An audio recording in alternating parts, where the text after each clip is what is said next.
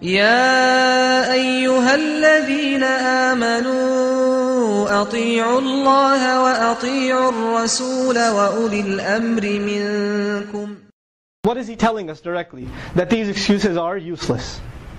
The reason he made us testify, أَلَسْتُ بِرَبِّكُمْ قَالُوا بَلَا شَهِدْنَا, am I not your Lord? And we all testified. After that, these two excuses, that I had no idea, or that it's not my fault, it was my surroundings, it was my parents, it was my upbringing. That's the reason I messed up. Neither of these excuses are valid anymore. Allah invalidates both of them. But then he says, وَاتْلُ عَلَيْهim, or actually, كَذَلِكَ نُفَصِّلُ الْآيَاتِ. This is how we explain and clarify the miraculous signs, the ayat. لَعَلَّهُمْ يَرْجِعُونَ, so they may return. Meaning return from their state of heedlessness, return from their sleep, and they return to being awake again, to realizing their reality. Allah Azza wa Jalla speaks of a person then after this who is Muslim. First he speaks of Bani Israel. Then he speaks of all children of Adam. Then what are these two lessons for? For who? For the Muslims. The Quran is revealed, and who is reciting this Quran? Who is going back to this Quran for guidance? It's meant for mankind, but the people who consult it are the Muslims. So Allah speaks of the case of a Muslim. He speaks of the case of someone who claims to be in Islam. And not just a Muslim, a knowledgeable Muslim. Allah Azza wa Jalla speaks of a person who knows. You might know, or you might be the case himself or herself, that you know something is wrong and you still do it. You might know people that know the halal from the haram. They know the right from wrong. They know what to look at and what not to look at. They know what to say and what not to say, and they still do it. And so Allah Azza wa Jalla speaks of this person and says, وَاتْلُ عَلَيْهِمْ نَبَأَ الَّذِي آتَيْنَاهُ آيَاتِنَا. Recite, read unto them, narrate unto them the news of someone who we gave our ayat. Allah says we gave this person our ayat, meaning this person had clear knowledge of what Allah Azza wa Jalla wants. فَانْسَلَخَ مِنْهَا. And the wording is very profound. He says, this person, who Allah Himself gave him knowledge, he slithers out of those ayat. Insilakh in Arabic is used when a snake sheds its skin. And Allah speaks of this person who's covered in the knowledge of Islam. He's covered in the ayat of Allah. He knows this stuff. And what does he do? He slithers out of it. Despite knowing it, he makes his life different. فَانْسَلَخَ مِنْهَا. And so Allah gives us this ugly image of a person whose shell is that of a knowledgeable person. Whose shell is that of a person who knows Islam, or portrays himself as a Muslim, but that's just a skin that he's already shed. In reality, that's not his skin, that's not his reality. So he says, فَأَتْبَعَهُ الشَّيْطَانُ فَكَانَ مِنَ الْغَاوِينَ. Now when he leaves the ayat of Allah, what has he left? He has left Allah as his wali. He has left Allah as his friend and guardian. So then when Allah leaves him too, then who's left to follow him? Who's going to be on his case, following him, trying to make him go the wrong way? It will be shaitan. So Allah says, when he slithers out of the ayat of Allah, this knowledgeable Muslim, this knowledgeable believer, when he decides to go astray, then the shaitan follows him, and he becomes from those that are confused and lost. وَلَوْ شِئْنَا لَرَفَعْنَاهُ بِهَا. Subhanallah.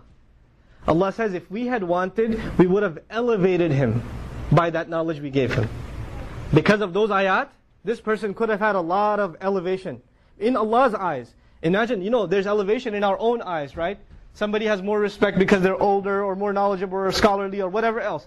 Allah says we would have elevated him, meaning Allah would have given him higher status in His own estimation.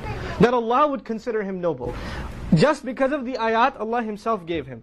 But then He speaks of the tragedy and says, وَلَكِنَّهُ أَخْلَدَ إِلَى الْأَرْضِ. However, this person, he inclined towards the earth. He was stuck to the earth. He remained directed towards the earth. His goals were lowly. This is the image being provided. His goals were worldly, pathetic. He just went over things that will give him immediate pleasure. That's all he wanted out of life. وَلَكِنَّهُ أَخْلَدَ إِلَى الْأَرْضِ وَاتَّبَعَ هَوَاهُ. And he just continued to follow his empty desires. And just a slight comment about empty desires. Allah Azza wa Jalla put these desires inside of us as part of our fitrah. زُيِّنَ لِلنَّاسِ حُبُّ الشَّهَوَاتِ مِنَ النِّسَاءِ وَالْبَنِينَ وَالْقَنَاطِيرِ الْمُقَنطَرَةِ مِنَ الذَّهَبِ وَالْفِضَّةِ وَالْخَيْلِ الْمُسَوَّمَةِ وَالْأَنْعَامِ وَالْحَرْثِ. Right? Allah says Himself, زُيِّنَ لِلنَّاسِ. These things, the love of women, the desire for women that Allah put in men, houses, horses, now horsepower, not horses, right? Cars, investment strategies, all of this stuff, Allah put the love of it inside of our hearts. But this person, out of that love, what did he choose to abandon? he chose to abandon the ayat of Allah.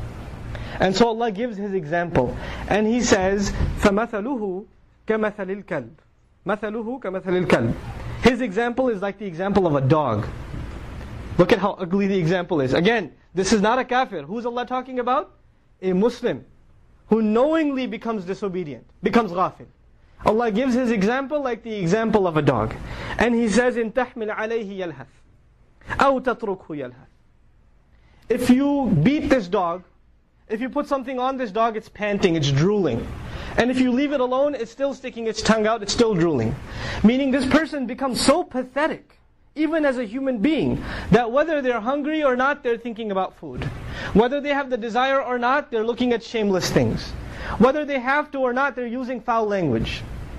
Meaning, sometimes you do things because you're overwhelmed by desire, and you want to do it, and you say, I was overwhelmed, I was seduced into this act, or into this statement, right? Or I stole because I was hungry. But he becomes like a dog. Whether he needs to or not, he's pathetic. He just fulfills his desires, and forces himself to fulfill his desires, even if he doesn't feel the need. ذَلِكَ مَثَلُ الْقَوْمِ الَّذِينَ كَذَّبُوا بِآيَاتِنَا.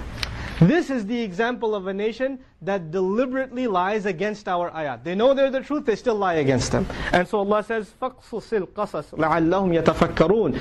Narrate this to them clearly, in an eloquent fashion. Make this clear to the people, so they can think deeply about their own lives. يَتَفَكَّرُونَ, to think deeply. And it really refers to reflecting deeply on your own life experience, your own thought, your own state when you wake up, your own state when you go to sleep. سَاءَ مَثَلَ الْقَوْمِ مَثَلَ الْقَوْمِ. What a horrible example. A nation, الَّذِي كَذَّبُوا بِآيَاتِنَا, the nation who lies deliberately against our miraculous signs.